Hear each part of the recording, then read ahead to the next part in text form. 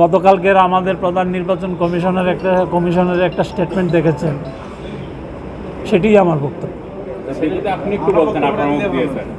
আমার মুখ থেকে যদি শুনতে চান, আইনগতভাবে এখন তো ওই দলটার কার্যক্রম স্থগিত আছে।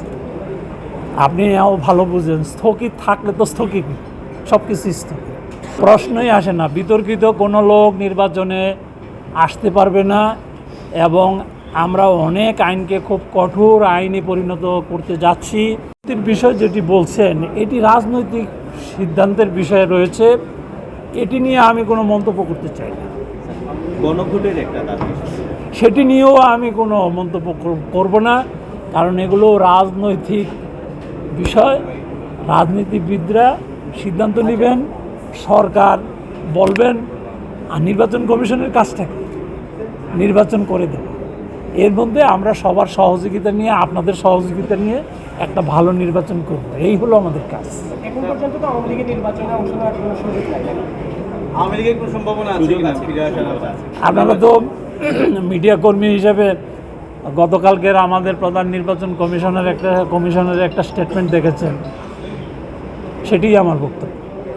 আপনি একটু বলতেন আপনার মুখ দিয়ে স্যার। আমার মুখ থেকে যদি শুনতে চান, আইনগতভাবে এখন তো ওই দলটার কার্যক্রম স্থগিত আছে।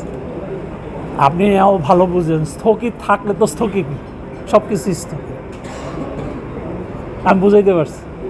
বিগত নির্বাচনে পক্ষপাতমূলক আচরণ অনেকেই করেছেন, সেই ধরনের কোনো বিতর্কিত ব্যক্তিদেরকে কি এই বছর প্রিজাইডিং অফিসার?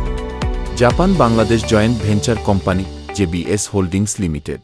প্রশ্নই আসে না। বিতর্কিত কোনো লোক নির্বাচনে আসতে পারবে না এবং আমরা অনেক আইনকে খুব কঠোর আইনে পরিণত করতে যাচ্ছি এবং সেই আইন অনুযায়ী প্রার্থিতা বাতিল থেকে শুরু করে, মানে একটা আসনের বোর্ড বাতিল থেকে শুরু করে, সেন্টার বাতিল থেকে শুরু করে, এই মাঠ প্রশাসনকে আমরা সর্বোচ্চ এম্পাওয়ারমেন্ট করব, ক্ষমতা দিব, যাতে করে প্রিজাইডিং অফিসাররা নিরাপত্তা বোধ করে এবং নিরাপদ থেকে তার দায়িত্ব পালন করতে পারে।